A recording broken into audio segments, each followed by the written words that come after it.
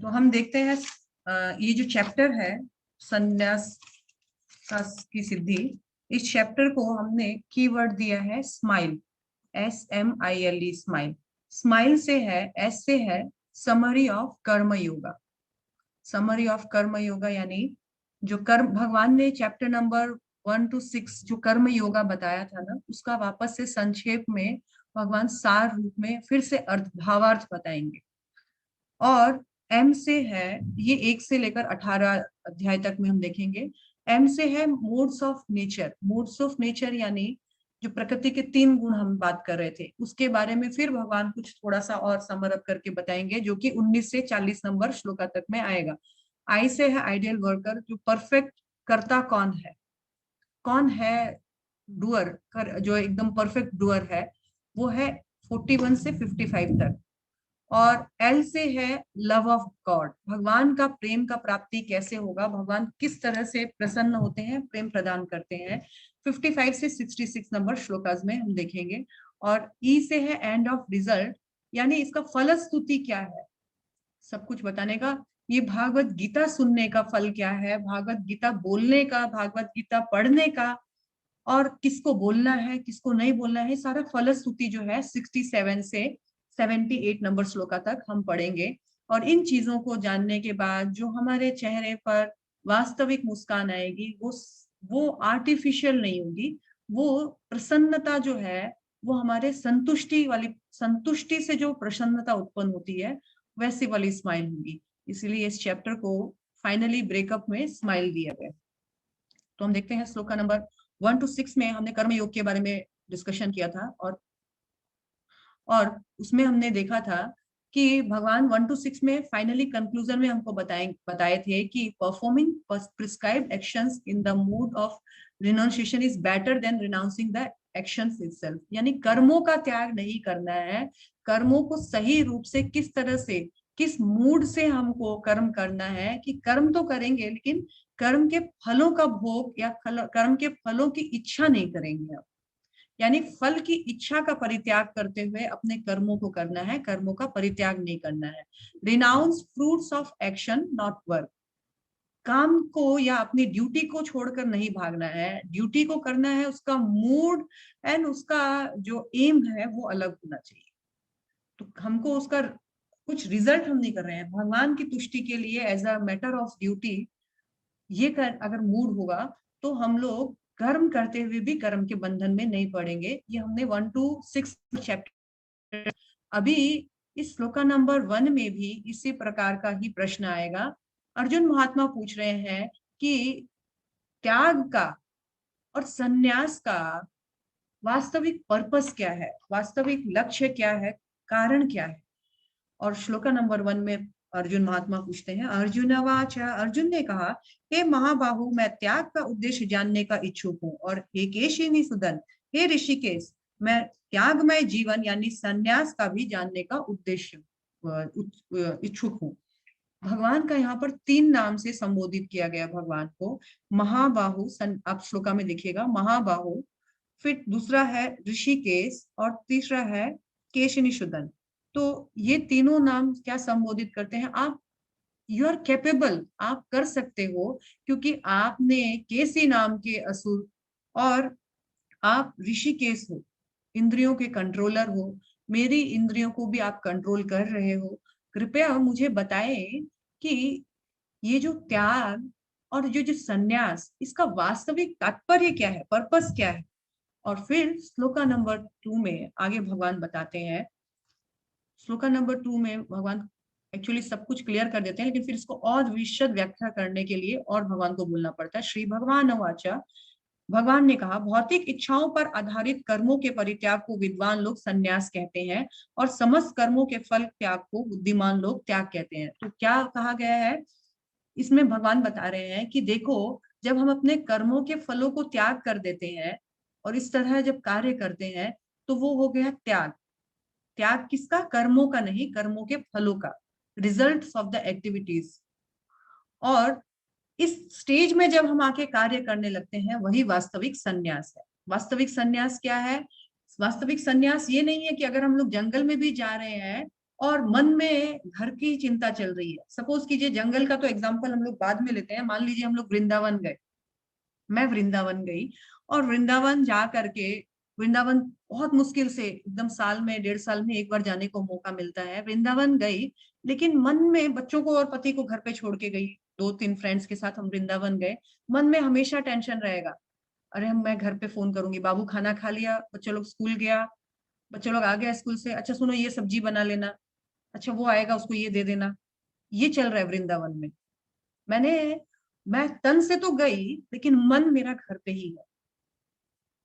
सन्यास भी मानो कुछ ऐसा ही है, यदि प्री मैच्योरली सन्यास लिया गया है, सन्यास के लिए अभी हम परिपक्व नहीं हुए हैं, तो यदि हम जंगल में भी जाएंगे, मन उन्हीं चीजों में भटकेगा, स्त्रियां, अवैध चीजें, इन चीजों में ही भटकते रहेगा मन। तो वास्तविक सन्यास है छोड़ना नहीं, वास्तविक सन्यास है इस तरह से कार्य करना कि हम कार्य कर रहे हैं और साथ साथ में कार्य के फल को भी हम मतलब as a matter of duty कर रहे हैं, कार्यों के फल के प्रति अनासक्त है, ताकि क्या है, हमारा जो सेंसेस है वो भगवान के एक्टिविटीज में, भगवान के कर्मों में नियुक्त रहेगा, और खाली दिमाग शैतान का घर नहीं रहेगा। इसके बाद हम 3rd नंबर श्लोक में देखते हैं भगवान क्या बता रहे हैं।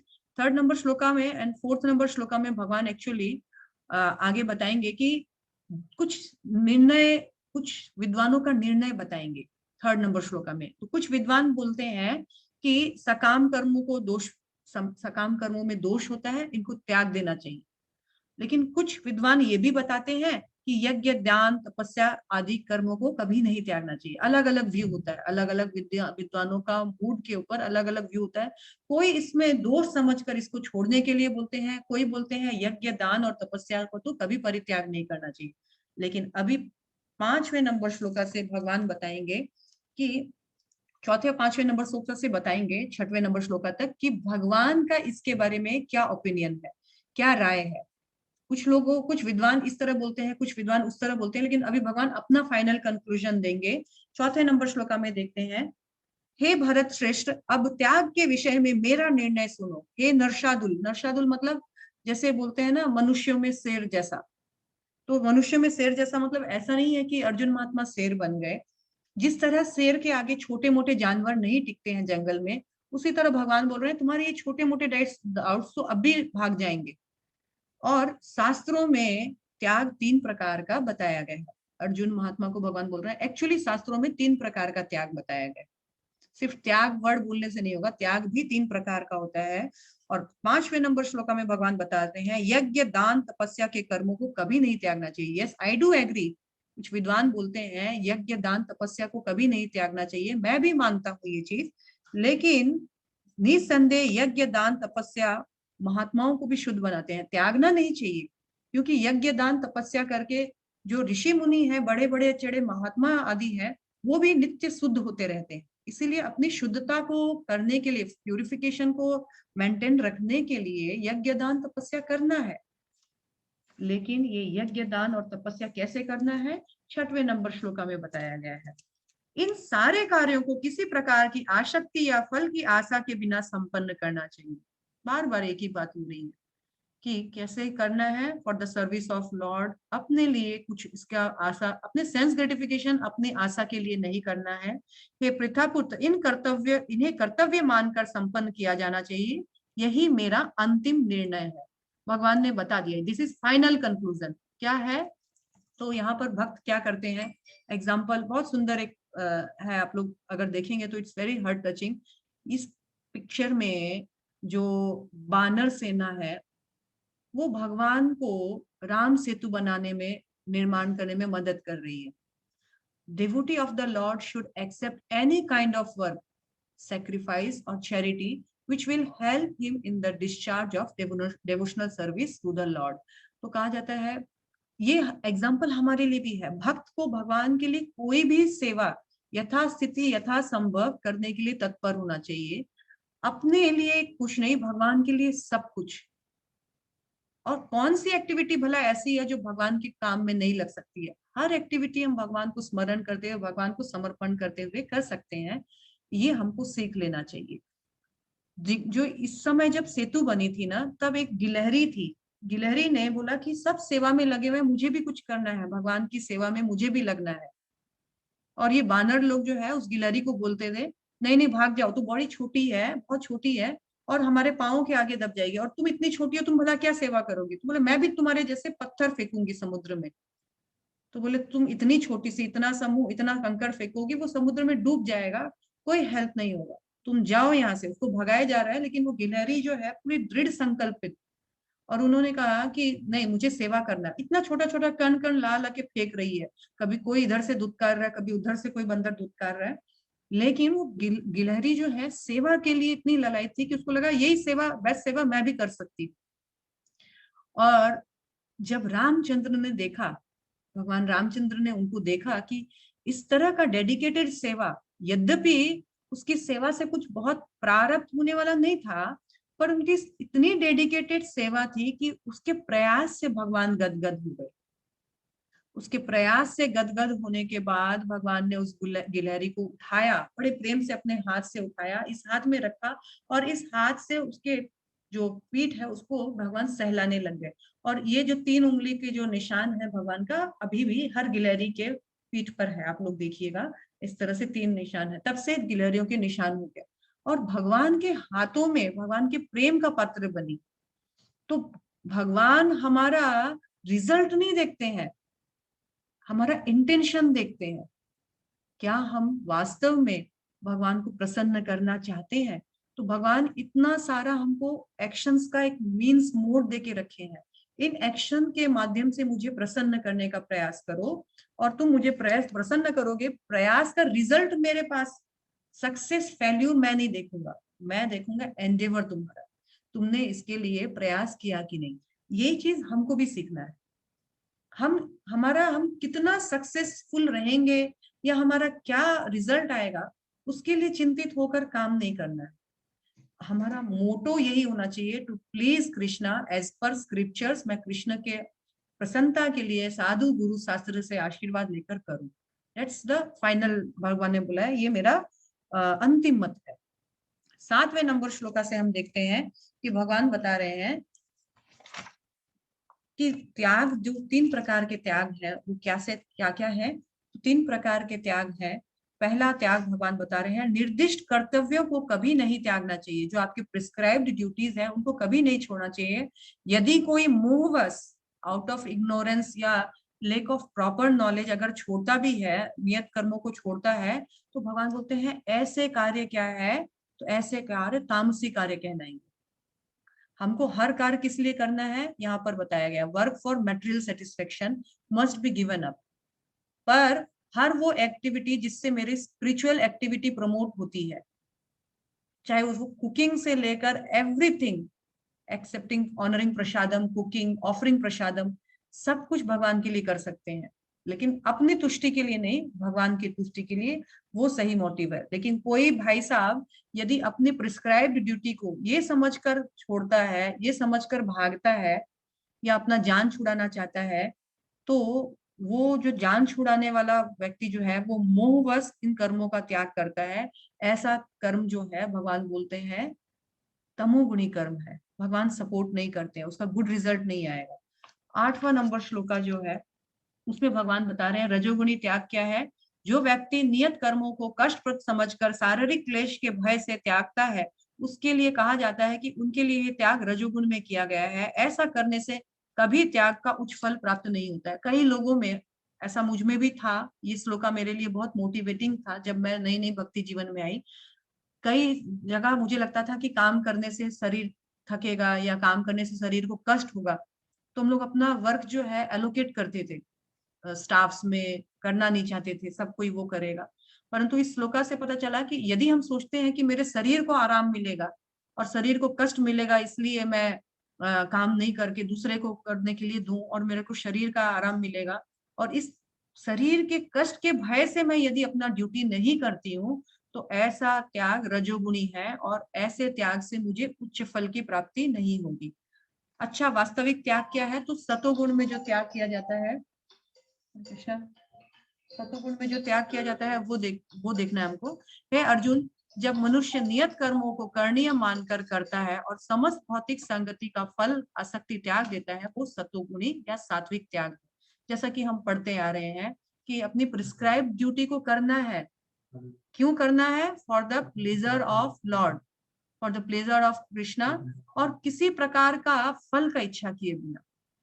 तो वो सतोगुणी त्याग है। भगवान बोल रहे हैं उस सतोगुणी त्याग को मैं अनुमति देता हूँ, अनुमोदन करता हूँ।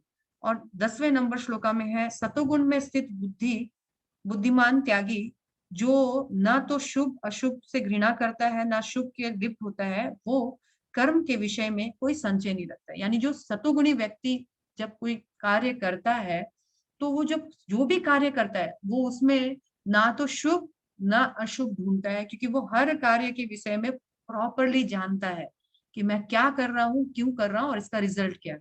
तो भगवत गीता बताती है कि हमको किसी भी कर्म को, किसी भी कार्य में किसी भी समय नहीं त्यागना चाहिए। यदि हम हर कार्य भगवान के लिए कर रहे हैं, कुछ भी अशुभ नहीं है, लेकिन हर कार्य यदि हम अपने लिए कर रहे हैं, सब अशुभ अशुभ है, क्योंकि उसके कर्मों का रिएक्शन हमको लेने के लिए भुगतना पड़ेगा। 11वें नंबर श्लोका में बताया गया है कि यदि हम अपना कार्य ड्यूटीफुल अनासक्त भाव से करते रहेंगे तो यही वास्तविक त्याग है, यही वास्तविक संन्यास है। जिस संन्यास के कारण, जिस कर्म के कारण हमें कोई कर्म बंधन नहीं बंधेगा, हम कर्म करते हुए भी कर्मों से फ्री होंगे। वास्तविक संन्यास ये नहीं है छोड़ो घर द्वार चलो हरिद्वार। वास्तविक संन्यास है हम जो भी कर रहे हैं अपने लिए नहीं, भगवान की प्रसन्नता के लिए, ड्यूटी समझ करके, बिना उसके फलों का आसक्ति हुए बिना, भगवान की तुष्टि के लिए, जिसके कारण हम कर्मों के बंधन, पाप पुण्य इन दोनों से बचेंगे और भगवान के धाम जाने के लिए कैपेबल होंगे। इस तरह 11वां नंबर श्लोका में बताने के बाद 12वां नंबर श्लोका है, लेकिन जो इस मूड से कार्य नहीं करता है तो क्या होता है, उसको या तो पाप या तो पुण्य भोगना पड़ता है। और इच्छित, अनिच्छित और मिश्रित, यानी या तो पाप या तो पुण्य। पाप करेगा तो नरक लोकों में जाएगा, पुण्य करेगा तो स्वर्ग लोक में जाएगा। और यदि मिश्रित कर्म करेगा, कॉम्बिनेशन ऑफ पाप पुण्य दोनों करेगा, तो वापस मनुष्य योनि में आएगा। मनुष्य योनि में क्या आके करेगा? क्या वही डे फर्स्ट से वही स्टार्ट होगा। पहले बड़े होने के लिए संघर्ष, फिर चीजें सीखने के लिए संघर्ष, एडुकेशन के लिए संघर्ष, जॉब के लिए, पैसे के लिए संघर्ष, अच्छा परिवार मिलने के लिए संघर्ष, उसको सेटल करने का संघर्ष, वापस यही चीजें जारी रहेगी। तो इसीलिए कहा जाता है मनुष्य को एटलीस्ट कर्म तो करे बिना कोई नहीं रह सकता है, कर्म करना पड़ेगा, लेकिन एटलीस्ट भगवान के लिए कर्म करे, ताकि वो कर्म के बंधन में ना फंसे।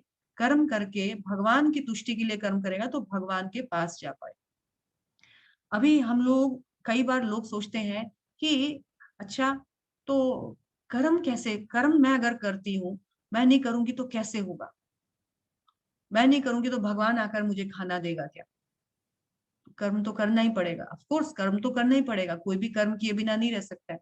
लेकिन जब हमें अहम भाव आ जाता है, अहम कर्ता, कर्तारहमिति मन्यते, तो उस वक्त गड़बड़ हो जाता है।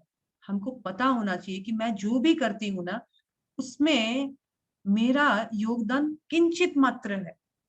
उसमें मेन योगदान किसका है? तो वो सही सही जानता है कि कर्मों को करने के पीछे 5 फैक्टर्स होते हैं। 5 फैक्टर्स क्या होते हैं? हम कोई भी कार्य करते हैं ना, उसके लिए 5 कारण होना होता है, तभी वो कार्य हो सकता है। पहला है, श्लोक नंबर 13 14 हम डिस्कशन कर रहे हैं। पहला है 14th नंबर में देखिएगा, कर्म करने का स्थान, यानी एक उपयुक्त शरीर चाहिए हम लोगों को, एक्टिविटी के लिए एक उपयुक्त शरीर चाहिए, कर्म करने का स्थान। उसके बाद है कर्ता, उसमें एक जीवित स्थान, आत्मा होना, उपस्थित होना बहुत जरूरी है। उसकी विभिन्न इंद्रियां, आंख नाक कान जीवा त्वचा, 5 इंद्रियां हैं, उसके कॉम्बिनेशन के साथ वो कार्य करेगा। और प्रयास, एंडेवर, कठोर श्रम भी जरूरत है, चौथा नंबर। लेकिन पंचम कारण जो है वो है परमात्मा। यानी हम कोई कार्य करते हैं तो उसके पीछे 4 सेकेंडरी रीजन होते हैं। 4 सेकेंडरी रीजन होता है। एक स्थान, शरीर, उसके बाद है शरीर में उपस्थित जीवात्मा, और उस शरीर में आंख नाक कान जीवा, उसके माध्यम से वो काम करता है, सेंसेस। और चौथा है एंडेवर, इन सब चीज से वो प्रयास करता है, कठोर प्रयास करता है। तब फिर पंचम कारण जो है वो है प्राइमरी कारण, वो है परमात्मा का सैंक्शन, भगवान का सैंक्शन। उसमें हमारा सक्सेस एंड फेल्यूर दोनों डिपेंड रहता है। लेकिन कोई आदमी ये नहीं सोच सकता है अरे भगवान सब कुछ देगा। भगवान ने बोला 4 कारण तुमको पहले करना होगा, टॉप मोस्ट मेरा है पार्ट, लेकिन 4 कारण तुमको देना होगा। मैंने तुमको शरीर दिया, इस शरीर में जीवात्मा है, इंद्रियां दी और प्रयास करने का शक्ति दिया। जब तुम प्रयास करोगे फिर तुमको वो चीज मिलेगी कि नहीं मिलेगी मैं डिटरमाइन करूंगा, मैं डिसाइड करूंगा। तो हमको कभी भी ये बैठ के भगवान भरोसे नहीं, भगवान ने हमको नालायक बनने के लिए नहीं बोला। भगवान बोला प्रयास तक, यू डू योर फुल, अपना फुलेस्ट एंडेवर करो, उसके बाद प्रयास करने के बाद मुझ पे डिपेंड रहो, और जो भी रिजल्ट मैं देता हूँ चाहे वो सक्सेस या फेल्यूर, उसको एक्सेप्ट करो कि कृष्णा ने या भगवान ने हमको बेस्ट, जो मैं डिजर्व करता हूँ वो बेस्ट दिया है। एक्चुअली मैं कुछ नहीं कर सकती। अगर मैं ही सब कुछ करने वाली थी तो मुझे सिर्फ सक्सेस सक्सेस मिलना था, फेल्यूर का तो चांस ही नहीं था। अगर मैं ही सब कुछ कर सकती हूँ तो मैं बीमार क्यों पड़ती? अगर मैं ही सब कुछ कर सकती हूँ तो मुझे कोई कार्य करने का दुख सुख क्यों अनुभव होता? हमारा रोल सेकेंडरी पार्ट होता है, उसको सैंक्शन भगवान से मिलता है, सक्सेस फेल्यूर भगवान देता है। लेकिन जीव आत्मा क्या सोचती है, कर्ता रहमिति मन्यते, अरे यू आर तो ऑलरेडी इंस्ट्रूमेंट, तुम प्रयास कर रहे हो इसलिए तुमको मिल रहा है, लेकिन तुम्हारा ऑलरेडी किया हुआ है। भगवान बोलते हैं अगर ये प्रयास करेगा ना तो इसको मिल जाएगा, और प्रयास ही नहीं करेगा तो इसको मिलेगा नहीं। यही डेस्टिनी होता है, इसी को हम लोग लक बोलते हैं। हमने ट्राई किया, हम गए और लकीली वो क्लिक कर गया, पर हम ट्राई किए लेकिन वो सक्सेस नहीं हुआ, दैट मीन्स परमात्मा का सैंक्शन नहीं है, अभी हम उस चीज को डिजर्व नहीं करते।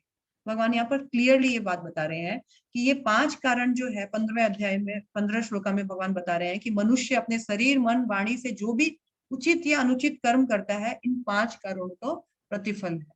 अपने शरीर से जो भी करता है उसका पंचम कारण, तो ये 5 ही कारण होते हैं जिसको वजह से वो कोई भी कार्य को एकम्प्लिश कर पाता है। और डुअरशिप मेंटेलिटी के साथ यदि करेगा कि मैं अहम करता, तो वो बुद्धिमान व्यक्ति नहीं है, क्योंकि वो सही वस्तुओं को सही रूप में नहीं जानता है। वो सोचता है मैं कर रहा हूँ। 16वें नंबर श्लोका में भगवान ने बताया कि मैं कर रहा हूँ ये नहीं मानना है, करते हो तुम कन्हैया मेरा नाम हो रहा है, मैं तो जस्ट एक इंस्ट्रूमेंट हूँ, मेरा काम सिर्फ प्रयास करने तक है।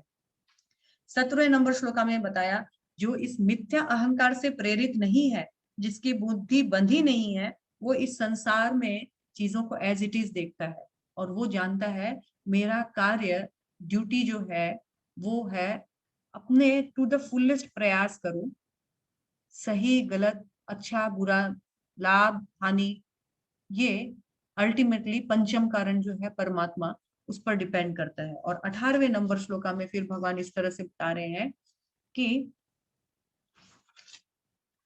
देखिए इस कोई भी कार्य होने के पीछे, उस कार्य को एकम्प्लिश होने के पीछे 3 मोटिवेशन करने वाले होते हैं, 3 जन मोटिवेट करते हैं, और तीन चीज जो है उस चीज को आगे बढ़ाती है, उस चीज को कंप्लीट करवाती है।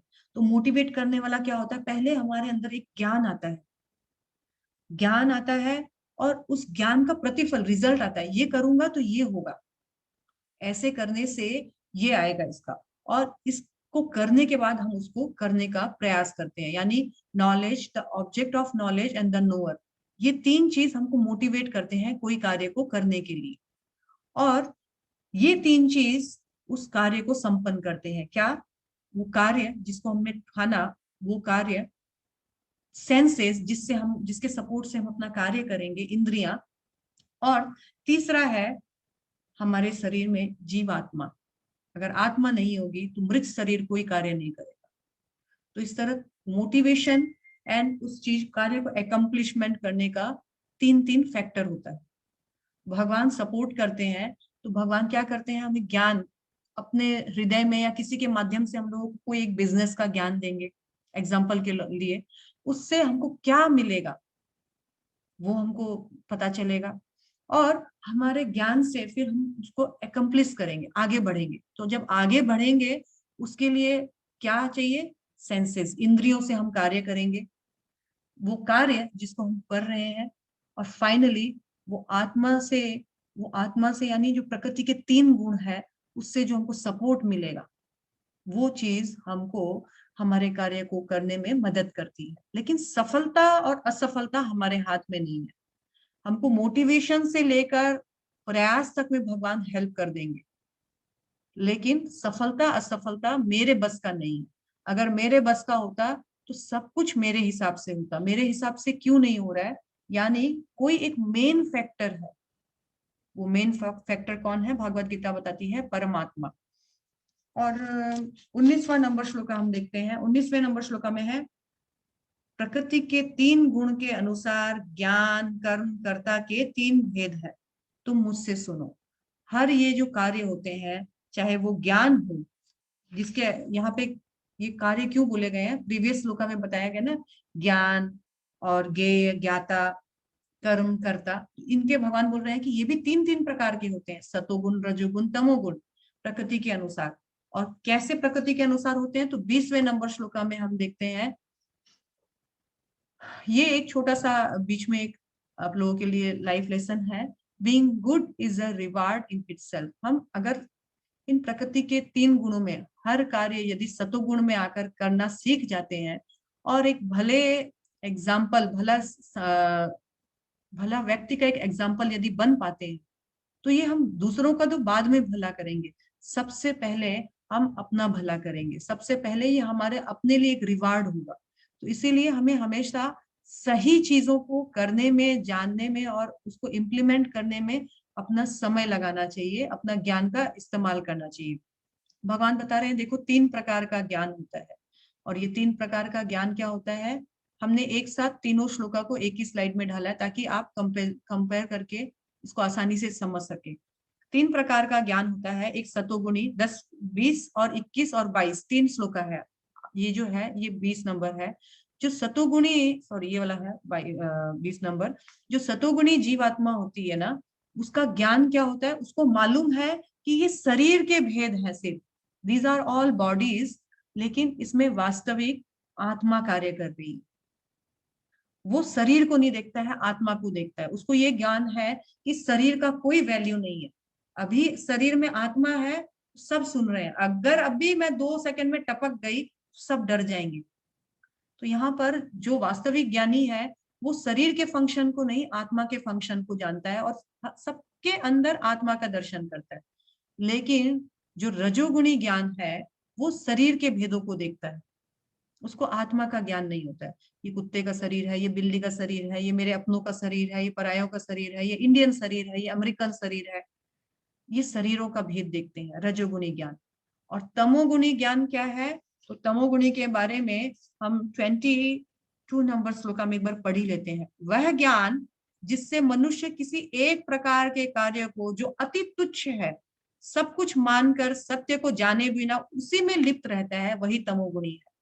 ये जो मौज मस्ती फॉर प्रिंसिपल्स ऑफ लाइफ क्या है, common things between human beings and animals क्या है, eating sleeping defending and making.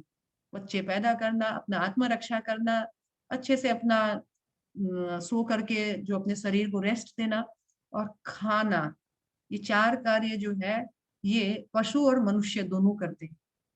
तो ये जो तमोगुणी ज्ञान है ये सिर्फ यहीं तक रहता है, कैसे अच्छा खाया जाए, कैसे अच्छा सोया जाए, कैसे अच्छा अपना रक्षा, फ्यूचर जो प्रोटेक्शन है उसके लिए तैयारी की जाए और कैसे संभोग किया जाए बढ़िया। तो ये ज्ञान जो है, आई थिंक अब हमने भागवत गीता का 18वां अध्याय स्टार्ट किया और खत्म भी करेंगे आज। एक्चुअली हम अब इस कम से कम तमोगुणी ज्ञान में तो शायद नहीं है। अब हमको पता चल गया कि जीवन सिर्फ खाओ पियो मौज करो का नाम नहीं है। जीवन है, इतने प्रकार की योनियां क्यों मिलती है और उन योनियों में सब में भगवान आत्मा और परमात्मा के रूप में उपस्थित रहते हैं, अंश रूप में। और इन सबका कार्य क्या है, इन चीजों को समझना, this is the right time. I think आप लोग समझ भी गए होंगे। 23 नंबर श्लोका जो है इसमें भी हमने फिर से कुछ डिफरेंस आप लोगों को पिक्चर के माध्यम से दिखाया। 23 नंबर श्लोका में बता रहे हैं कि जो कर्म नियमित है और जो आसक्ति राग तथा द्वेष से कर्म रहित है वो चाह के भी बिना किया जाए, वही सात्विक है। सात्विक ज्ञान, सात्विक कर्म क्या है? अभी भगवान हम लोगों को कर्म बता रहे हैं। पहले हमने तीन प्रकार के ज्ञानों के बारे में देखा, सतोगुणी ज्ञान, रजोगुणी ज्ञान, तमोगुणी ज्ञान। सतोगुणी ज्ञान सब में आत्मा का दर्शन करता है, रजोगुणी सब में विभिन्न प्रकार के शरीर का दर्शन करता है, एंड तमोगुणी ज्ञान सिर्फ खाने पीने मौज मस्ती तक रहता है। अब भगवान बोलते हैं कर्म भी तीन प्रकार के हैं, तुम देखो क्या है कर्म। तो जो कर्म, 23वां नंबर श्लोका देखिएगा, जो कर्म नियमित है, यानी हम शास्त्रों के अनुसार कर रहे हैं बिना किसी अटैचमेंट के, उसमें ना हमारा कोई करने के प्रति बहुत मोह है, ना करने के प्रति कोई ईर्ष्या है, और जिसका हमको रिजल्ट नहीं चाहिए, as a humanity, as a matter of duty करते हैं, वो कर्म जो है भगवान बोल रहे हैं सतोगुणी कर्म है। रजुगुणी कर्म क्या है? जिस कर्म में, 24 नंबर श्लोका देखिए, लेकिन जो कार्य अपनी इच्छा पूर्ति के निमित्त प्रयास पूर्वक तथा मिथ्या अहंकार के भाव से किया जाता है, वो रजोगुणी। देखिए ये भी एक कर्म किया है किसी ने, ये बहुत विशाल एक स्टेचू बनाई है, ये कर्म था, लेकिन इस कर्म में बहुत ग्रेट एफर्ट लगा, लेकिन क्या इसका था पर्पस, क्या है? To gratify our own desire, अपने इच्छा पूर्ति के लिए, नाम कमाने के लिए, फॉल्स ईगो, मिथ्या अहंकार को बढ़ावा देने के लिए। ये है पेशन में, मोड ऑफ पेशन में किया गया कर्म।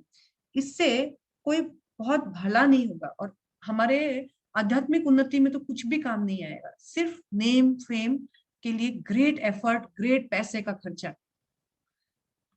तमोगुणी कार्य, तमोगुणी कार्य क्या है? जो कर्म मोहवश शास्त्रीय आदेशों की अवहेलना करके तथा भावी बंधन की परवाह किए बिना हिंसा तथा अन्यों को दुख पहुंचाने के लिए किया जाता है, वह तामसी है। ये भाई साहब भी एक एक्टिविटी कर रहे हैं, आंख में पट्टी, यानी शास्त्रों का कोई ज्ञान नहीं है, मन माने तरीके से अपनी एक्टिविटीज करना है, और क्या अच्छा, इससे क्या रिजल्ट, क्या आउटकम होगा, कुछ नहीं देखना है, बस मन की सनक के अनुसार कर रहे हैं, खुद भी डूबेंगे और तुमको भी ले डूबेंगे सनम, वो वाला एक्टिविटी हो रहा है यहाँ पर। और ये मोड ऑफ इग्नोरेंस है, अपना भी भला नहीं करते हैं और अपने घर वालों का भी भला नहीं होता है इस कार्य से, ना समाज का कुछ भला करते हैं, क्योंकि अपने मन के हिसाब से मोह में पड़कर, जो खुद का सनक के अनुसार बस आंख में पट्टी बांधा हुआ है, मोह का पट्टी, इससे कार्यों से बचना है। तब भगवान ने जब ये बता दिया कि तीन प्रकार के, पहले हमने तीन प्रकार के ज्ञानों के बारे में पढ़ा, फिर तीन प्रकार के कर्मों के बारे में पढ़ा, अब आगे भगवान 26 नंबर श्लोका में बता रहे हैं कि देखो तीन प्रकार के कर्म, जो कर्म होते हैं तो इनको कर्ता भी होते हैं ना, तीन प्रकार के डूअर भी होते हैं। ये जो डूअर है, ये कैसे कैसे होते हैं? तो ये भी सतोगुणी, रजोगुणी और तमोगुणी डूअर होते हैं, यानी जो करता है, इन कार्य को करता है। कोई कोई सतोगुण में कार्य को करता है, कोई कोई रजोगुण में करता है, कोई कोई तमोगुण में करता है। जो सतोगुण में करते हैं वो कौन होते हैं? तो जो व्यक्ति भौतिक गुणों के संसर्ग के बिना अहंकार रहित होकर संकल्प के साथ उत्साह पूर्वक अपना कर्म करता है और सफलता असफलता में अविचलित रहता है, वो सतोगुणी है। हमको ये सब सीखना है एक्चुअली। ये सब बातें हम क्यों कर रहे हैं? हमको पॉजिटिव एस्पेक्ट्स खुद लेना है, और निगेटिव एस्पेक्ट्स की बात इसलिए कर रहे हैं कि इन चीजों से हमको बचना चाहिए। तो हमारे कार्य का एक्टिविटी क्या होना चाहिए कि हमको सफलता असफलता का कंसर्न नहीं होना चाहिए। अरे मैं एग्जाम दे रही हूँ, पास होंगी कि फेल होंगी, इसमें टेंशन खा के मर गई तो एग्जाम में क्या लिखूंगी?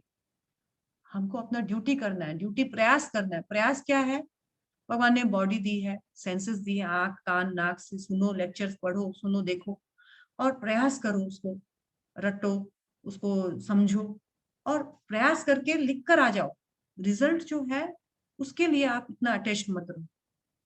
प्रयास करना है, सफलता के लिए प्रयास करना है, पर मिले ना मिले उसके लिए इतना अटैच करेंगे तो कैसे होगा? ये सतोगुणी व्यक्ति भी ऐसे ही है, अहंकार रहित होकर पूर्ण संकल्प के साथ उत्साह पूर्वक अपने सारे कार्यों को करते हैं।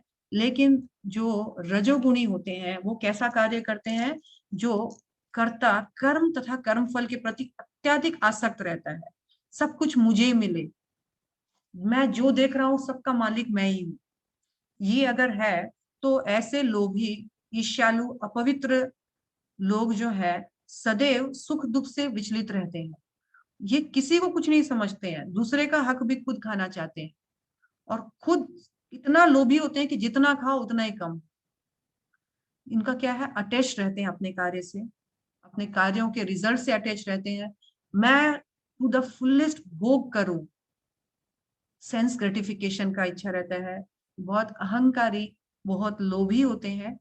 ये किसी का भला नहीं करते हैं, बस अपना भला सोचते हैं। ऐसे कर्ता जो है रजोगुणी करता है। और तमोगुणी कर्ता 28वें नंबर श्लोका में है, जो कर्ता सदैव शास्त्र के आदेशों के विरुद्ध कार्य करता रहता है, जो भौतिकवादी है, हट्टी है, कपटी है तथा अन्यों का अपमान करने में पटु है। ऐसे आलसी, सदैव खिन्न, काम करने में दीर्घ सूत्री है। ये लोग क्या होते हैं, ये शास्त्रों के विरुद्ध चलते हैं। ये नशीली पदार्थों का सहायता लेते हैं और अपने सनक के अनुसार सबका कार्य करते हैं। कार्य भी कैसे करते हैं, दीर्घ सूत्री। आज करे सो कल कर, कल करे सो परसों, इतनी भी क्या जल्दी है, अभी तो जीना है बरसों। इनका फॉलो फिलोसफी वो नहीं होता है, आज करे सो अब कर, अब करे मतलब अब भी करना है, ये नहीं, करते रहो, टालते रहो, क्योंकि ये मद रहते हैं।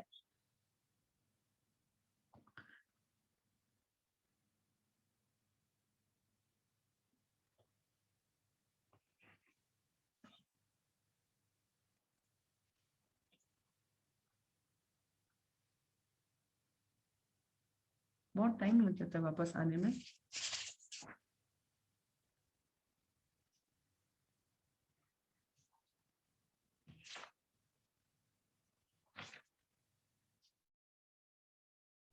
हरे कृष्णा।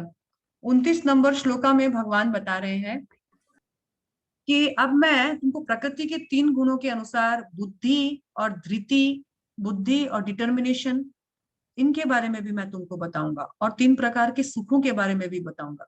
भगवान यहाँ पर सिर्फ हमको ज्ञान देने के लिए बता रहे हैं कि तुम जानो डिफरेंस क्या है। 3 चॉइसेस है, इन तीनों चॉइसेस में तुम कौन सी चॉइस में आना चाहते हो। एक है एकदम बेस्ट, एक है बस एवरेज, और एक तो करना ही नहीं है। तो आपको कौन सा चुनना है। तो चुनने के लिए भगवान बता रहे हैं, देखो बुद्धि भी 3 प्रकार की होती है। शेयरिंग, स्क्रीन शेयरिंग करना। तो बुद्धि भी 3 प्रकार की होती है। 3 प्रकार की बुद्धि होती है, 3 प्रकार की हमारी संकल्प शक्ति होती है, और 3 प्रकार के सुख होते हैं। 3 प्रकार की बुद्धि क्या होती है, तो 3 प्रकार की बुद्धि होती है, सतोगुणी बुद्धि, रजोगुणी बुद्धि, तमोगुणी बुद्धि।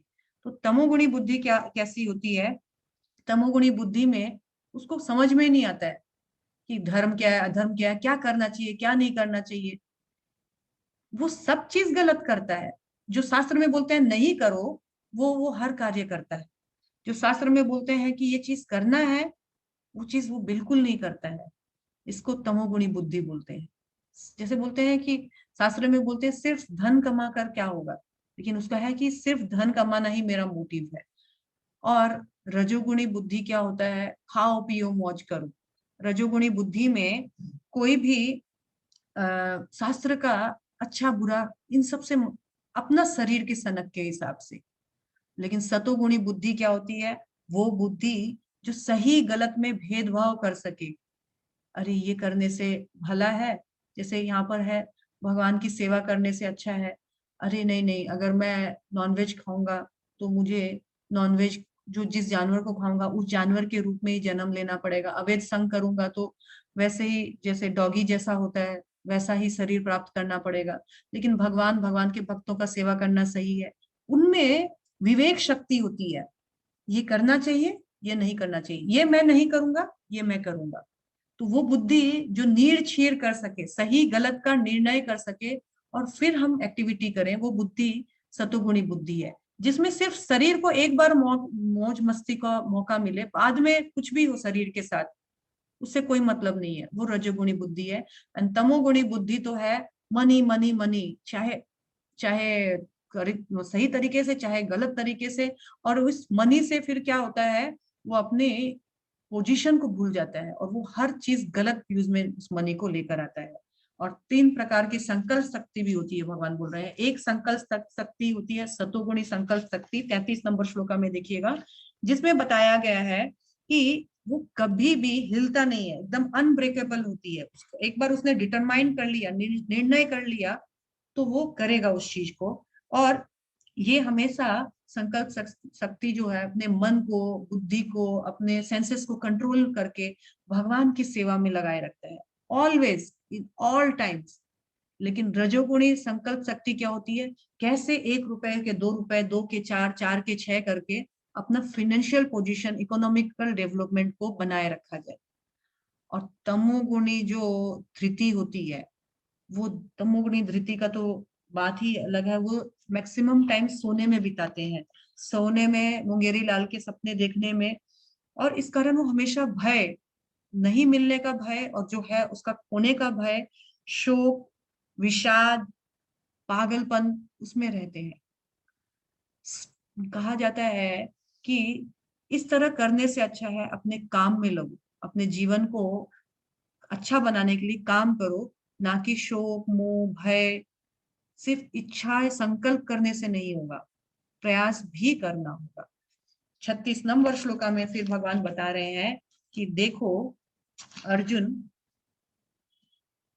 अब मैं तुमको 3 प्रकार के सुखों के बारे में भी बताऊंगा। सुख भी 3 प्रकार के होते हैं, सतोगुणी सुख, रजोगुणी सुख, तमोगुणी सुख।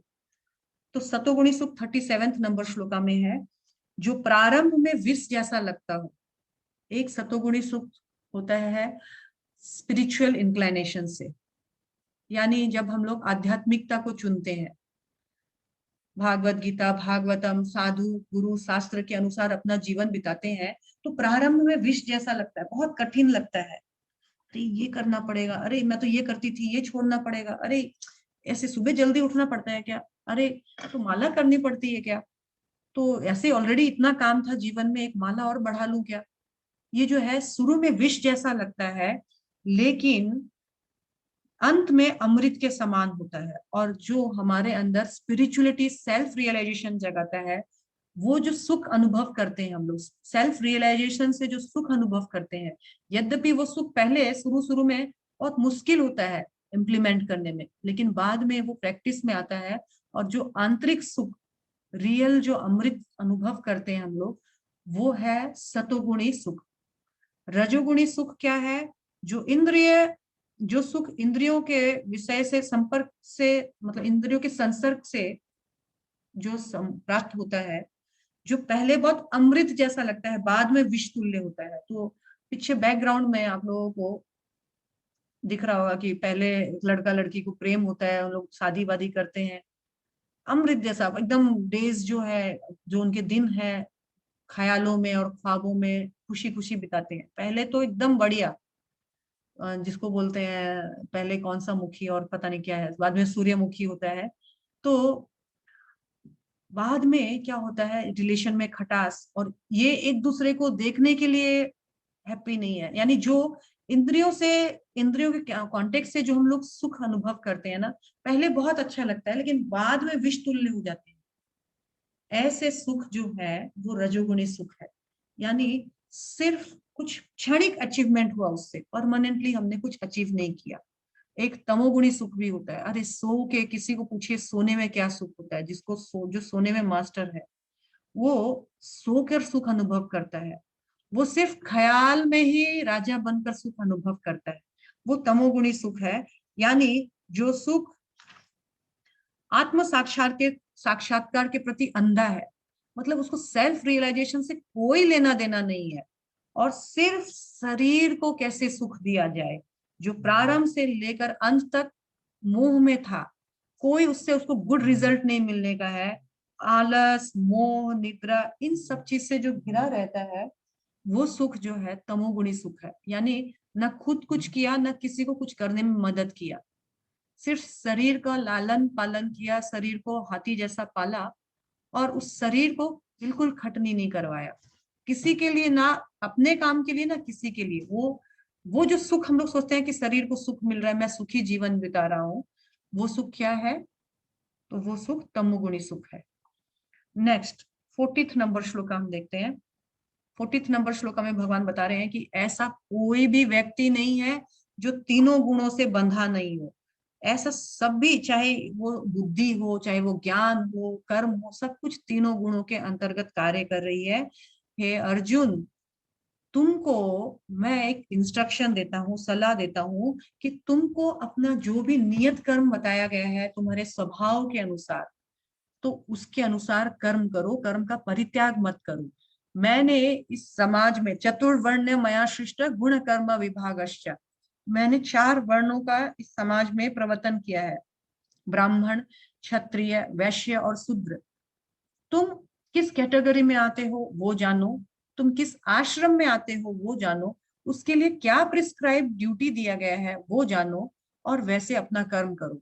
क्योंकि ये जो वर्ण है ये बर्थ राइट नहीं होता है, मैंने पहले भी बताया। ब्राह्मण का बेटा ब्राह्मण ही बनेगा जरूरी नहीं है, डॉक्टर का बेटा डॉक्टर ही बनेगा, वकील का बेटा वकील ही बनेगा जरूरी नहीं है। उसका स्वभाव है क्या, उसने अगर लॉ पढ़ा ही नहीं है, उसको आता ही नहीं है कानून, तो पिता बहुत बड़े डिग्री होल्डर है, बहुत बड़े एडवोकेट मैजिस्ट्रेट भी है, तो भी उसका बेटा वो टाइटल लेने का, उत्तराधिकारी बनने का उसको कोई हक नहीं है। क्यों?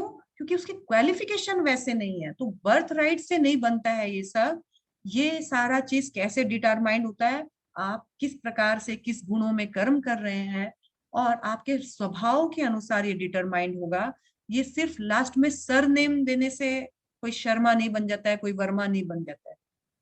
सरनेम तो सिर्फ हमको हमारे पैतृक जो इनहेरेंट हमारा जो एक धन है वो है, लेकिन हम वास्तव में वो कार्य कर रहे हैं क्या? वो कार्य नहीं कर रहे हैं, तो हम जो कार्य कर रहे हैं हमारी वृत्ति जैसी है उसके अनुसार हमारा वर्ण आश्रम निर्धारित होगा। भगवान ने बोला अपने वर्ण आश्रम को पहचानो और कार्य करो। तुम कौन से वर्ण में हो? देखो मैं बताता हूँ ब्राह्मणों का क्या वर्ण है। तो ब्राह्मणों का वर्ण है, ब्राह्मणों के वर्णों के बारे में बताया गया है कि जो हमेशा समा दमा तपस सोचा शांति आर्जवम एवच ज्ञान विज्ञानम आस्तिकम ब्राह्म कर्म स्वभाव। 42 नंबर श्लोक है। तो ब्राह्मणों का गुण क्या है? वो बहुत पीसफुल रहते हैं, सेल्फ कंट्रोल रहते हैं, और शरीर बहुत तपस्या कर सकते हैं, साफ सुथरा रहते हैं इनसाइड आउटसाइड, उन्हें सहन शक्ति होती है, वो ईमानदार होते हैं डीलिंग्स में, ज्ञान भी होता है उनमें, और वो बहुत बुद्धिमान होते हैं, बुद्धि धारण करके रहते हैं, बहुत धार्मिक होते हैं। ये ब्राह्मणों का गुण है, अपने अंदर ढूंढना है क्या मैं इस गुण में ज्यादा फिट हो रहा हूँ, इसमें नहीं हो रहा हूं तो क्या मैं इसमें हो रहा हूँ। क्षत्रिय का गुण है हीरोइज्म, मतलब बहुत वो क्षत्रिय क्या होता है, शौर्यवान होता है और बहुत तेजस्वी होता है, बहुत डिटरमाइंड होता है, प्राण जाए पर वचन ना जाए, दक्ष, बहुत निपुण होता है, हर उसको हथियार चलाने से लेकर शिकार करने से लेकर लोगों को कंट्रोल करने पनिश करने सब चीज में बहुत दक्ष होता है। और वो कभी भी युद्ध से पलायन नहीं करता है, युद्ध करने के लिए हमेशा ललायित रहता है। वो हमेशा एक अच्छा लीडर मतलब होता है अच्छा नायक रहता है, एग्जाम्पल बनता है अपने समाज का, लोगों को प्रोटेक्ट करना वो उसका मेन कार्य होता है। क्या मेरे अंदर इस टाइप का क्वालिटी है? या फिर वैश्य, वैश्य मतलब होता है बिजनेस क्लास, क्या मेरा बिजनेस का क्वालिटी है? एक्चुअली वैश्य का बिजनेस था फार्मिंग, काउ प्रोटेक्शन, और जो जो बिजनेस वो करता है। पर अभी हमारे लोग जो है काउ प्रोटेक्शन और फार्मिंग को एकता करके सिर्फ बिजनेस अन्य कार्यों को समझते हैं। एक्चुअली मेन था, गीता में भी बताया गया है, farming, cow protection and business. और या तो मुझ में इस टाइप का टेंडेंसी ज्यादा है, या फिर मुझे दूसरे का सर्विस सर्विस प्रदान करना, सर्विस मोटिव वाला मेरा कार्य है। तो मैं किस मेरा गुण क्या है, मेरा स्वभाव क्या है? जो भी गुण है, जो भी स्वभाव है, उसको चूज कीजिए और तद अनुसार कार्य कीजिए। क्योंकि हमको कभी भी ये जो फिलोसफी है, इस फिलोसफी में हमको नहीं रहना चाहिए। डोंट जज a fish by its ability to climb a tree. ये मछली का काम नहीं है। हर जीव बंदर के जैसे पेड़ में चढ़कर एक्सपर्टाइजेशन दिखाए, ये जरूरी नहीं है। फिश का भी अपना एक कुछ एक्सपर्टी है। वो क्या है, फिश किस चीज में निपुण है, तो ये पानी में तैर सकती है, बंदर ये काम नहीं कर सकते हैं। लेकिन यदि कंपेयर किया जाए, अरे अरे मैं तो चढ़ सकता हूँ, तू भी चढ़ के दिखा, तो मछली बोल सकती है तो तू तैर के दिखा। नहीं, सब अपने अपने काम में निपुण है। आपका स्वभाव कैसा है, आप किस स्वभाव के अनुसार क्या कार्य चुनते हो, वो ज्यादा मायने रखता है, ना कि आप किसी और का देखकर कुछ और करो। उसी चीज को 45 नंबर श्लोका में भगवान बता रहे हैं। क्या बता रहे हैं भगवान? अपने अपने कर्म के गुणों का पालन करते हुए प्रत्येक व्यक्ति सिद्ध हो सकता है। अब तुम मुझसे सुनो कि यह किस प्रकार किया जा सकता है। जो सभी प्राणियों का उद्गम है, सर्वव्यापी है, उस भगवान की उपासना करके मनुष्य अपने कर्म से पूर्णतः मुक्त हो सकता है।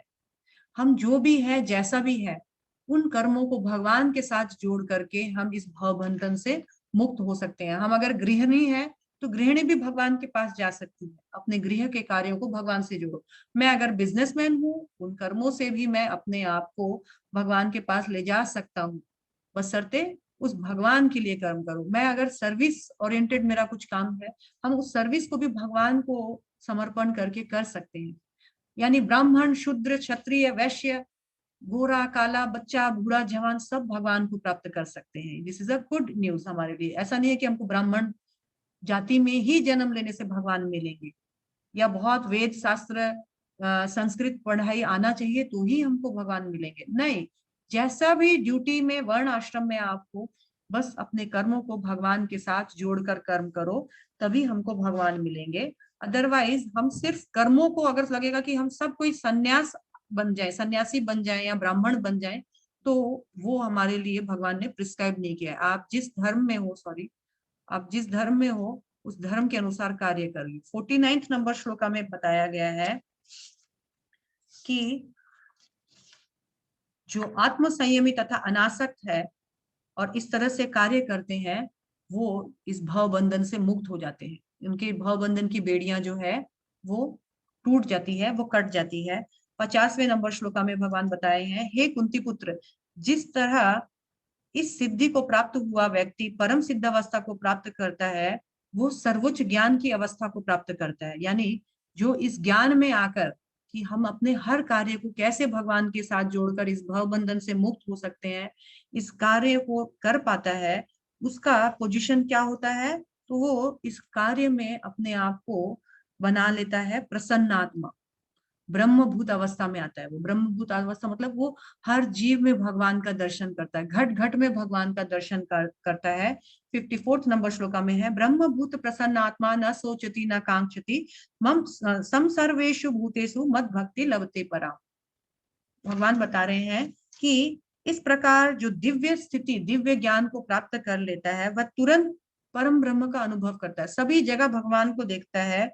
वह ना तो कभी शोक करता है, ना उसे किसी वस्तु का और डिजायर ही रह जाता है। वो प्रत्येक जीव में समभाव से भगवान का दर्शन करके समता रखता है, और ऐसा व्यक्ति जो है मेरी शुद्ध भक्ति आराम से कर सकता है।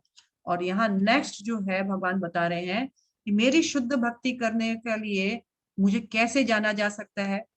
तो भगवान बता रहे हैं, भक्त्या माम अभिजानति यावंच अस्मि तत्वतः। मैं जिस रूप में हूँ एज इट इज यदि मुझे जानना है तो केवल भक्ति करके ही जाना जा सकता है। और भक्ति का 9 विधि है, श्रवण, कीर्तन, स्मरण, वंदन, पाद सेवन, दास्यम, पूज्यम, सखीजन, आत्मनिवेदनम।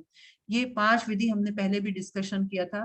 कोई सिर्फ भगवान के बारे में सुनकर, भगवान के कथाओं का, लीलाओं का, भजनों को सुनकर भी भगवान से प्रेम स्थापित कर सकता है। कोई उनका नाम ले करके, जप कर करके, उनकी कथा सुना करके भगवान को प्राप्त कर सकता है। कोई उनको निरंतर हर कार्य में 24/7 भगवान को स्मरण करके उस कार्य में भगवान को जोड़कर प्राप्त कर सकता है। अलग अलग विधि से जिसका जैसा चॉइस है, जैसा स्वभाव है, उस अनुसार भगवान को वो प्राप्त कर सकता है। भगवान बोल रहे हैं लेकिन मुझे प्राप्त करने का और मुझे जानने का एक ही विधि है, डेट इज भक्ति। भक्ति आएगी ये 9 प्रकार से। और 56वें नंबर श्लोका में फिर भगवान बता रहे हैं कि मेरी शुद्ध भक्त मेरे संरक्षण में समस्त प्रकार के कार्यों में संलग्न रहकर मेरी पूर्ण कृपा से नित्य अविनाशी धाम को जाते हैं। ये हमेशा मेरी सेवा में लग करके पूर्ण रूप से अपना हर कार्य करते हैं और भगवत धाम में प्रवेश करने के लिए ये अग्रसर होते हैं।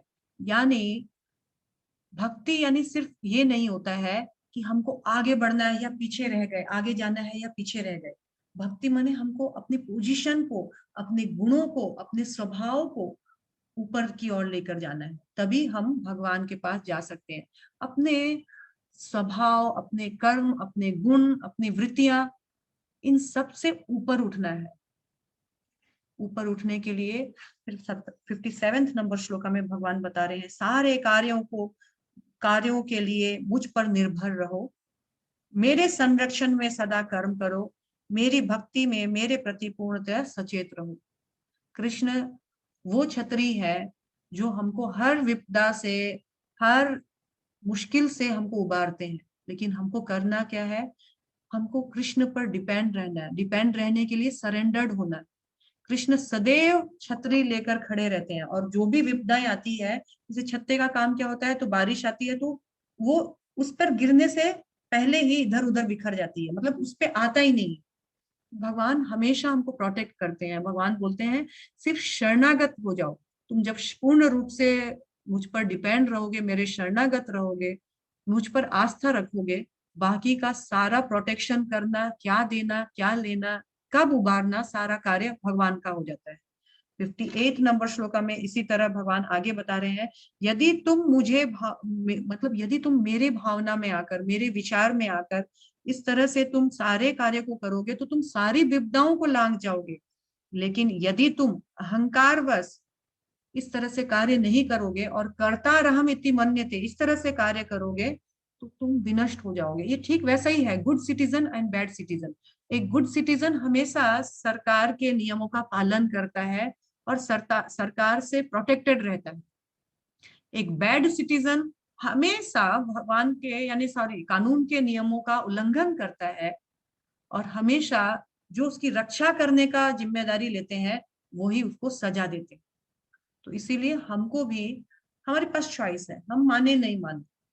हम गुड सिटीजन बन सकते हैं, हम बैड सिटीजन बन सकते हैं, रिवार्ड भी फिर वैसा ही मिलेगा। भक्त भी बन सकते हैं, अभक्त भी बन सकते हैं, कोई किसी के साथ जोर जबरदस्ती नहीं है। 60 नंबर श्लोका में हम देखते हैं कि जब हम भगवान के लिए स्वेच्छा से हर कार्य करने के लिए अग्रसर होते हैं तो हम भगवान के महान भक्त के रूप में जाने जाते हैं। और जिस तरह भगवान के महान भक्त का हमेशा गुणगान होता है, हमेशा भगवान के नजरों में रहते हैं, हम भी भगवान के नजरों में आ सकते हैं। हम भी हम भगवान का अटेंशन विड्रॉ कर सकते हैं।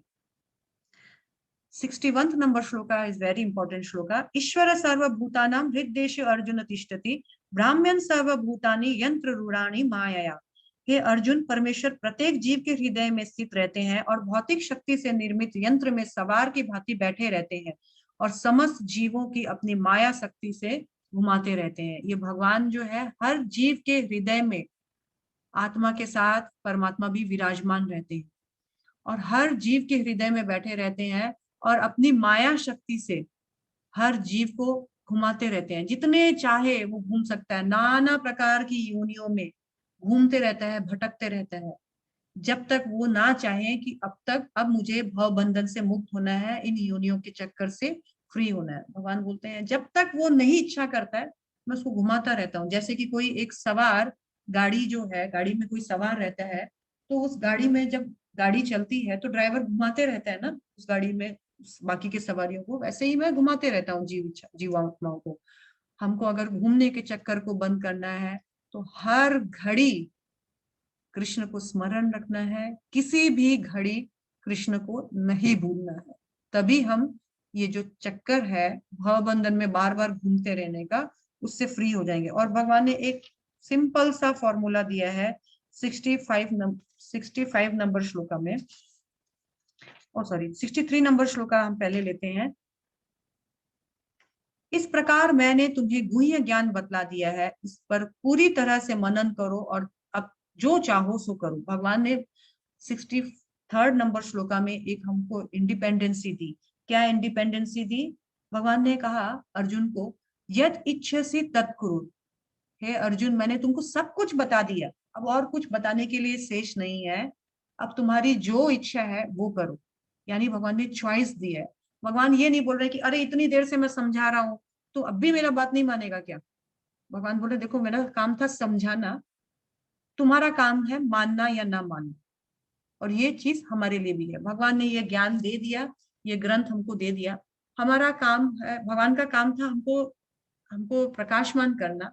इससे हम अपने जीवन में फायदा लेंगे नहीं लेंगे ये हमारी चॉइस है। और 65 नंबर एंड 66 नंबर में भगवान फाइनल कंक्लूजन देते हुए बताते हैं कि तुमको क्या करना है। मन मना भव मद भक्तो मद्ध जी माम नमस्करु मामेवश्यसि सत्यम ते प्रतिजाने प्रियोसि मे। तुम सदैव मेरा चिंतन करो, मेरे भक्त बनो, मेरी आराधना करो, मुझे नमस्कार करो, मुझे अपने चिंतन में रखो। मैं तुम्हें वचन देता हूँ, हे अर्जुन, मैं तुमको वचन देता हूँ, तुम निश्चित रूप से ऐसा करके मेरे पास आओगे। आपको क्या करना है? जस्ट भगवान का भक्त बनना है। भक्त बनने के लिए सिर्फ भगवान के इंस्ट्रक्शंस को फॉलो करना है। इंस्ट्रक्शंस को फॉलो करने के साथ साथ भगवान के प्रति जो फेथ एंड श्रद्धा आती है, भगवान को नमन करना है, ग्रेटिट्यूड भाव दिखाना है। भगवान बोल रहे हैं तुम निश्चित रूप से मेरे पास आओगे। और 66 नंबर श्लोका में भगवान ने बताया, सर्वधर्मान परित्याज्य मामेकं शरणं व्रज, अहम तम सर्व पापेभ्यो मोक्षयिष्यामि मा शुचा। तुम सभी प्रकार के शरण को छोड़ दो और केवल मेरी शरण में आओ। मैं तुम्हें सभी प्रकार के कष्टों से, पापों से मैं मुक्त करूंगा।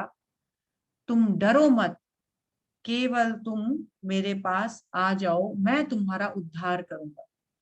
भगवान बोलते हैं ये शरीर का धर्म, ये देश का धर्म, ये पितृ का धर्म, ये मातृ का धर्म, इतने सारे धर्मों में हम फंसे हुए रह गए।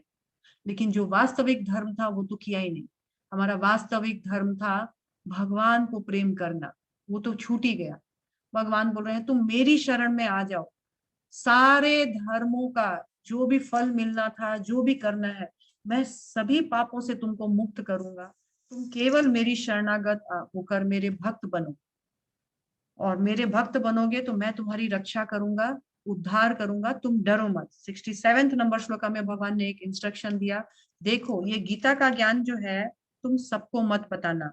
यह गुह्य ज्ञान उनको कभी ना दिया जाए जो ना तो आत्म संयमी है, यानी जिनका अपने सेंसेस पे कंट्रोल ही नहीं है बिल्कुल भी, जो एकनिष्ठ नहीं है, डिटरमाइंड नहीं है, जो भक्त नहीं है, जो द्वेष करते हैं, उन लोगों को तो बिल्कुल भी ये गीता का ज्ञान मत बताना। लेकिन भगवान बता रहे हैं जो व्यक्ति, श्लोका नंबर 68 में देखिएगा, जो व्यक्ति भक्तों को ये परम रहस्य बताता है शुद्ध भक्ति को प्राप्त करेगा और अंत में मेरे पास आएगा। लेकिन जो मेरे भक्त हैं, जो सुनना चाहते हैं, यदि आप उनको ये ज्ञान देते हो तो बोलते हैं वो जो ज्ञान देता है, भागवत गीता का ज्ञान दूसरे को देता है, वो क्या होता है, वो जो इस परम रहस्य दूसरों को बताता है वह मेरी शुद्ध भक्ति यानी भगवान की शुद्ध भक्ति को प्राप्त करेगा और अंत में निश्चित रूप से भगवान के धाम जाएगा, क्योंकि उसने मेरा मैसेज दूसरे को समझने में मदद की है। तो उसको रिवार्ड में क्या मिलेगा? मेरी भक्ति मिलेगी, जिसके माध्यम से वो मेरे धाम को आ सकेगा।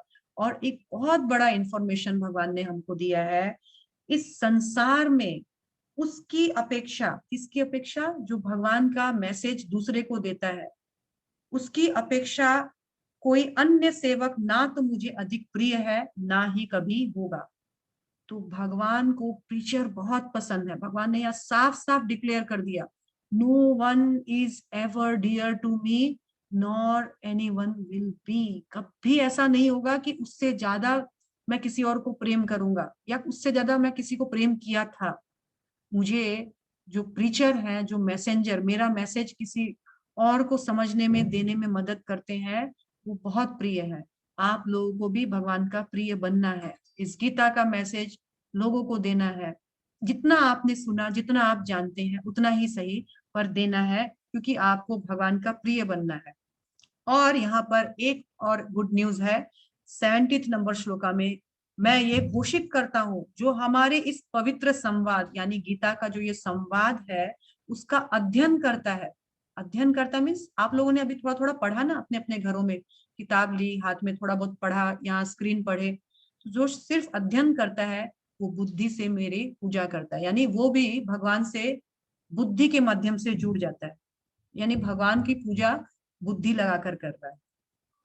और 71 नंबर श्लोका में बताया गया है, जो श्रद्धा समेत द्वेष रहित होकर सुनता है, जिसने सिर्फ सुना है, अगर मान लीजिए कि उसके पास किताब नहीं है या उसको पढ़ना नहीं आता है या वो पढ़ नहीं पाया, लेकिन सुना हो, कंसंट्रेट होकर जो इस पाठ को, गीता के 18 दिन 18 अध्याय को जिसने सिर्फ सुना है, उसके लिए भी भगवान ने एक गुड न्यूज बताया है कि वो सारे पापों से मुक्त हो जाता है और उन समस्त शुभ लोगों को प्राप्त होता है जहाँ पुण्य आत्माएं निवास करती है। बोलने वाले का, पढ़ने वाले का, सुनने वाले का, सभी का मंगल होता है। इनफैक्ट अभी भगवान क्या बोल रहे हैं कि 72 नंबर एंड 73 नंबर श्लोका में बोल रहे हैं, हे पार्थ, मैंने जो बोला वो तुमने सुना ना सही से? तुमने ध्यान से सुना कि नहीं सुना? और तुमने सुना तो क्या समझ में आया? तो 73 नंबर श्लोका में अर्जुन महात्मा बोल रहे हैं, नष्ट मोह स्मृति लब्धा तप्त प्रसादन मयाच्युत सितो अस्मि गत संदेह करिष्ये वचनम त्वम। हे भगवान, आपकी इस विचार, इस वाणी को सुनकर मेरा सारे डाउट्स, सारे इल्यूजन, सारे भ्रम, सबसे मैं मुक्त हो गया और मैं सभी चीजों को सही तरीके से समझ गया। और भगवान, करिष्ये वचनम त्वम, भगवान ने पहले बोला था जत कुरुषि तत इच्छा, जो तुम्हारी इच्छा है वैसे ही करो। अब अर्जुन महात्मा क्या बोल रहे हैं, करिष्ये वचनम त्वम, मैं आपके कहे गए वचनों के अनुसार कार्य करने के लिए फिट हो गया हूँ, मैं सब कुछ समझ गया हूँ, मेरा सारा भ्रम, सारा मोह दूर हो गया है। अभी इस तरह से अर्जुन ने बोला, भगवान ने भी बोलना बंद किया, अर्जुन ने भी बोलना बंद किया। उनका सारा, अर्जुन का भगवान ने ज्ञान जो है वो भर दिया, अज्ञान सारा हटा दिया। अब ये कथा जो है भागवत गीता संजय से स्टार्ट हुई थी। हम देख रहे थे श्लोका नंबर 1 जो है, धृतराष्ट्र ने संजय से पूछा था क्या कर रहे हैं युद्ध क्षेत्र में। अब संजय वापस कंक्लूजन में आ गए। संजय बोल रहे हैं कि भगवान और अर्जुन के बीच इन सारी बातों को सुन करके मैं बहुत हर्षित हो गया हूँ, पुलकित हो गया हूँ। मेरे जो रोम है, रोम हर्ष होने लग गया है, बहुत प्रसन्नचित हो गया हूँ, बार बार सुनकर बहुत पुलकित हो रहा हूँ मैं। और इतना अच्छा भगवान का ये संवाद है कि मैं अपने गुरु महाराज को, 75 नंबर श्लोका में बोलते हैं, मैं अपने गुरु महाराज व्यास देव की कृपा से ये सब सुन पाया। मैं उनको धन्यवाद प्रदान करता हूँ, मैं उनका ग्रेटिट्यूड, आभार प्रदान करता हूँ कि उनके कृपा से मैंने योगेश्वर कृष्ण के साक्षात मुख से अर्जुन को कही गई बातों को साक्षात सुना। और मेरा अब एक मत है, 78 नंबर श्लोका में संजय ने सब कुछ सुनने के बाद अंधे धृतराष्ट्र को कहा, जत्र योगेश्वर कृष्णो जत्र पार्थो धनुर्धर तत्र श्री विजयो भूति ध्रुवा नीति मिति मम। तो अर्जुन महात्मा के बारे में और कृष्ण के बारे में जब सब कुछ सुनने के बाद अब संजय महात्मा जो है उस अंधे धृतराष्ट्र को क्या बोलते हैं, जत्र योगेश्वर कृष्णा। देखिए, मेरा एक मत है, मैं आपको एक कंक्लूजन बता रहा हूँ। इतना सुनने के बाद, इतना देखने के बाद मैं क्या समझा, जहां साक्षात भगवान होते हैं, जत्र योगेश्वर कृष्णा जत्र पार्थो धनुर्धर, और जहां भगवान के शुद्ध भक्त होते हैं धनुर्धर, अर्जुन के जैसे शुद्ध भक्त होते हैं, जहां स्वयं भक्त होते हैं, जहां स्वयं भगवान होते हैं, तत्र श्री, वहां क्या क्या होते हैं, श्री, वहां साक्षात लक्ष्मी होती है, वहां विजय भी होती है, वहां जीत भी होती है, और वहां वहां निश्चित रूप से बुद्धि यानी भगवान की सभी प्रकार की शक्तियां भी उपस्थित होती है, और वहीं पर मॉरलिटी भी होती है, वहीं पर भगवान का सिद्धांत भी होता है, धर्म भी होता है। यानी अर्जुन, यहाँ पर संजय महात्मा ने धृतराष्ट्र को साफ साफ बोल दिया, जिस जगह भगवान है, जिस जगह भगवान के शुद्ध भक्त है, वहीं पर लक्ष्मी, विजय, मॉरलिटी यानी धर्म, और भगवान की सर्वस्व शक्तियां उपस्थित है। यानी अब विजय अर्जुन की निश्चित है, क्योंकि जहां भगवान रहते हैं वहां समस्त प्रकार का विजय, धन, शक्ति, बल और धर्म उपस्थित रहता है। तो हम चाहें तो हम भी अपने जीवन में, हम सबको इस चीज की भूख रहती है, धन की, विजय की, बल की, शक्ति की, धर्म की। यदि हम चाहते हैं तो भगवान तो है ही, भगवान तो सभी जगह है। हमको भक्त बनना है और उन भगवान को अपने हृदय में विराजमान करना है। हमारा जीवन निश्चित रूप से इन चीजों से वंचित नहीं रहेगा। शिला प्रभुपाद की जय, गुरुदेव की जय, आप सभी भक्तों की जय। Thank you so much. आप लोगों ने मेरा साथ दिया इतने दिनों तक।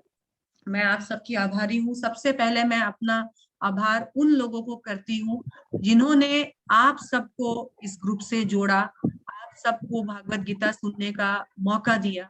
यहाँ पर बहुत सारी माताजी ने बहुत सारे अपने रिलेटिव्स, फ्रेंड्स सबको बताया, उनमें से कुछ ने चुना, कुछ कंटिन्यू हुए, कुछ डिसकंटिन्यू हुए, परंतु जो भी रहे और जिन्होंने जितना भी किया, कोई भी लाभ से वंचित नहीं रहा। अवश्य भगवान ने कहा है कि हे नारद, मैं तुमको वैकुंठ में नहीं मिलूंगा, ना ही मैं योगियों के हृदय में मिलूंगा। जग गायंती मद भक्ता, जहां मेरे भक्त मेरा मेरा श्रवण कीर्तन करेंगे, मैं वहीं पर उपस्थित रहूंगा।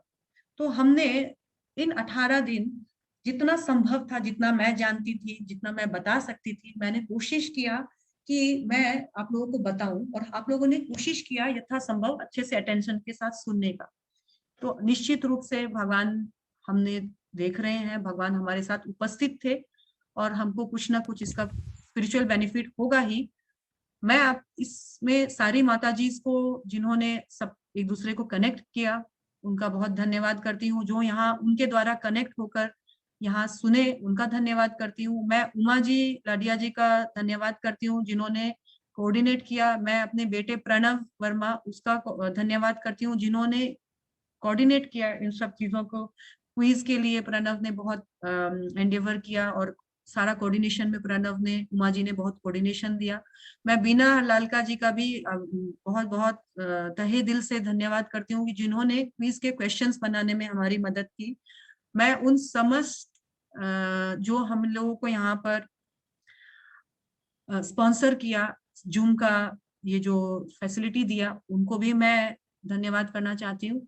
और मैं अपने गुरुजन और श्रील प्रभुपाद का धन्यवाद करना चाहती हूँ जिन्होंने हम सबको इस लायक चुना कि हम भगवान की बात एक साथ मिलकर कर सके, सुन सके। आप लोगों के लिए इंफॉर्मेशन है कि हम सेकेंड जो हमारा ये लेवल 1 था, लेवल 1 में हमको क्या था, सार रूप में 18 दिन में 18 अध्याय को बताना था, संक्षेप रूप में। लेकिन यदि किसी को सिस्टमेटिक, इस गीता जो है एक समुद्र के जैसा है, समुद्र में जितने हम अंदर डुबकी लगाएंगे उतना ज्यादा हमको जो खनिज है, जो सोना चांदी हीरे मोती वो मिलते हैं। लेकिन अगर हमको नहीं करना है, कोई बात नहीं है, आपने जितना सुना कम से कम जब आगे बढ़ाइए। पर अगर कोई करना चाहता है तो वो हमसे संपर्क कर सकता है। और आज हम ये ग्रुप भी और ओपन टू ऑल करेंगे। कोई अगर कुछ उसमें करना चाहता है ज्वाइन आगे, तो अपना नेम एंड फोन नंबर दे सकते हैं। बाकी सबसे मैं विदा लेती हूँ, धन्यवाद। और मैं नहीं चाहती आप लोग छोड़ें, परंतु फिर कभी अगर लाइफ में लगे कि आपके पास समय है तो आप लोग कांटेक्ट कीजिएगा, हम लोग आपकी सेवा करने के लिए हमेशा तत्पर रहेंगे। Thank you so much. आप लोगों में से किसी का कोई प्रश्न है तो पूछ सकते हैं। हरे कृष्णा माता जी। हरे कृष्णा। हरे कृष्णा माता जी। हरे कृष्णा। हरे कृष्णा माता जी। हाँ जी, माता हरे जी, कृष्णा। अगर आप सके तो भागवतम भी हम लोग को सुना दीजिए 7 दिन का फिर से।